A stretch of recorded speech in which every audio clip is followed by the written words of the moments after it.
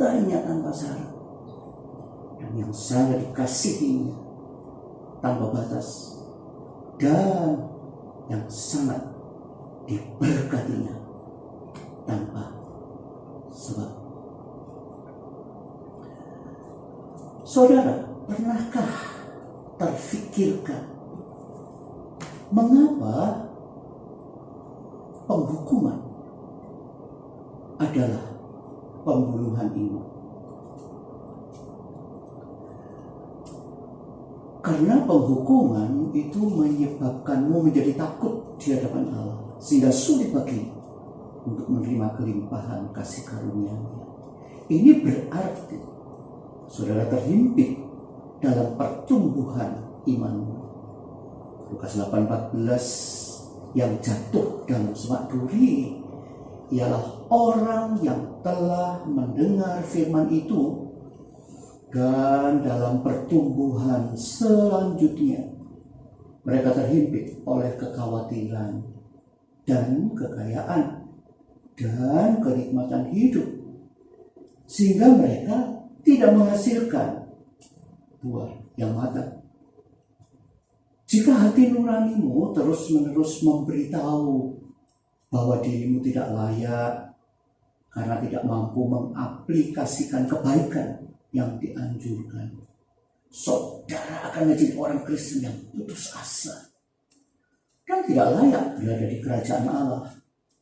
Saudara berada dalam bahaya kandasnya iman.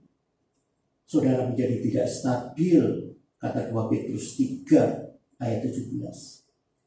Tetapi kamu, saudara-saudaraku yang kekasih, kamu telah mengetahui hal ini sebelumnya.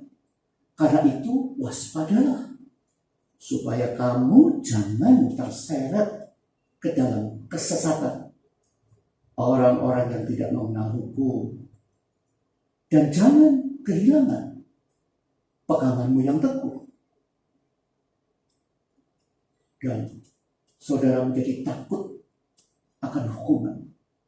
Padahal di dalam 1 Yohanes 4:18 katakan, di dalam kasih tidak ada ketakutan. Kasih yang sempurna melenyapkan ketakutan. Sebab ketakutan mengandung hukuman dan bahaya. Mengandung hukuman, dan barang siapa takut, ia tidak sempurna di dalam kasih. Jika saudara merasa tidak aman dalam kasih Bapa, saudara sedang mengandaskan iman. Itu seperti kapal yang terdampar dan gagal mencapai tujuan. Saudara akan terjatuh jauh dari tempat di mana semua yang Allah sediakan untukmu. Ini berarti saudara akan kehilangan kebebasan yang saudara miliki di dalam Kristus. Galatia 5 ayat 1 katakan, supaya kita sungguh-sungguh merdeka. Kristus telah memerdekakan kita. Karena itu, berdirilah teguh dan jangan mau lagi dikenakan kuk perhambaan. Nah, menolak hati nurani itu, saudara, yaitu jika hati nuranimu menuduhmu, mengutukmu, saudara sedang memiliki masalah percaya apa yang Tuhan katakan tentangmu. Saudara-saudaraku yang kekasih, jikalau hati kita tidak menuduh kita, maka kita mempunyai keberanian percaya untuk mendekati Allah. Dan apa saja yang kita minta, kita memperolehnya daripadanya. Karena kita menuruti segala perintahnya dan berbuat apa yang berkenan kepadanya. Kata 1 Yohanes 3 ayat 21 dan 22. Untuk itu, hindarilah siapapun pengkhotbah seperti Himenius dan Alexander yang adalah bagian dari kelompok guru-guru palsu. Tugas ini kuberikan kepadamu, Timotius anakku, sesuai dengan apa yang telah dinubuatkan tentang dirimu, supaya dikuatkan oleh nubuat itu, engkau memperjuangkan perjuangan yang baik dengan iman dan hati nurani yang murni. Beberapa orang telah menolak hati nuraninya yang murni itu, dan karena itu kandaslah iman mereka. Di antaranya Himenius dan Alexander yang telah kuserahkan kepada iblis supaya jera mereka menghujat, kata 1 Timotius 1 ayat 18 sampai 20.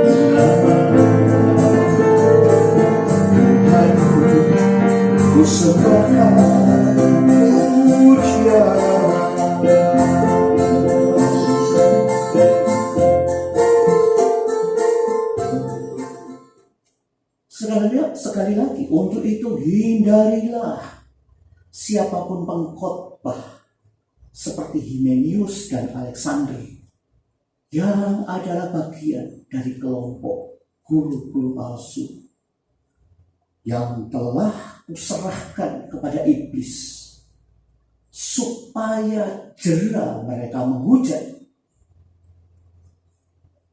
Ternyata menghujat itu memberitakan hukum Taurat dengan memberitahu orang-orang bahwa mereka butuh berusaha untuk diselamatkan, untuk disucikan, untuk diperkenan, dan lain-lain. Bukankah tujuan hukum Taurat memang adalah untuk mendakwa kita? Apalagi para ahli Taurat ini biasanya menyebut sebagai kaum Injili. Hati nurani mereka juga menjadi terkutuk. Makanya dalam pelayanan mereka, karya sempurna salibnya tidak dikhotbahkan dengan murni. Artinya dicampur sehingga iman mereka menjadi kandas. Matius 9:17 mengatakan, begitu pula anggur yang baru tidak diisikan ke dalam kantong kulit yang tua. Karena jika demikian, kantong itu akan koyak sehingga anggur itu terbuang dan kantong itu pun hancur. Tetapi anggur yang baru disimpan orang dalam kantong yang baru pula, dan dengan demikian terpeliharalah kedua-duanya. Nah, saudara, jika hati nuranimu mengutuk dirimu sebagai orang berdosa, padahal faktanya Kristus mati untuk orang berdosa, atau saudara merasa tidak layak menerima anugerah, justru kasih karunia adalah memang untuk mereka yang tidak layak, maka itu jangan mencoba membersihkan diri dan membuat dirimu diterima dengan cara tersebut. Terletaklah potensi kandasnya imanmu. Satu-satunya obat untuk rasa bersalah adalah darah Yesus.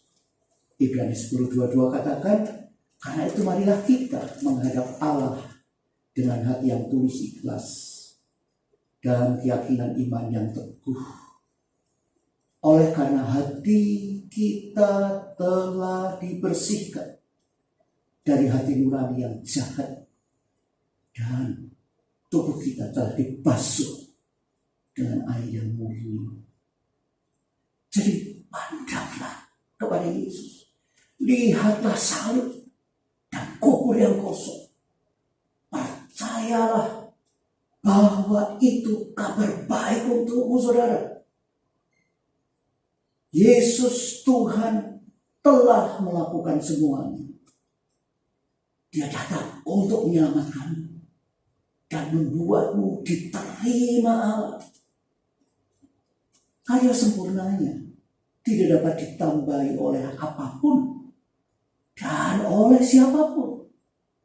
Ini adalah kebenaran Injil dan pantas dikotbahkan.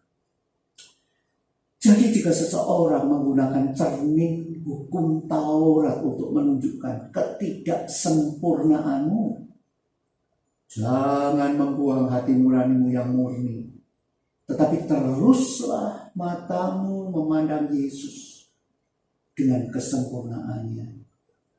Saudara satu dengan Tuhan, dan karena sama seperti Dia, kita juga ada di dalam dunia ini, kata 1 Yohanes 4 ayat 17. Dan katakan kepada mereka, saya satu dengan Kristus. Dan Ia sempurna untuk Allah Bapa. Karya sempurnanya sudah selesai. Dan hanya dalam Dia saya telah menemukan peristirahatan kekal. Inilah pewahyuan yang memampukanmu untuk tinggal dan tenang di dalam Dia. Karena Tuhan Yesuslah kasih Allah yang menarikmu mendekat kepada tahta kasih karunia untuk menemukan kemurahan dan anugerah pada saat kita membutuhkannya. Bukan penghakiman, bukan harus bayar harga, bukan kemampuanmu yang harus mengaplikasikannya. Haleluya.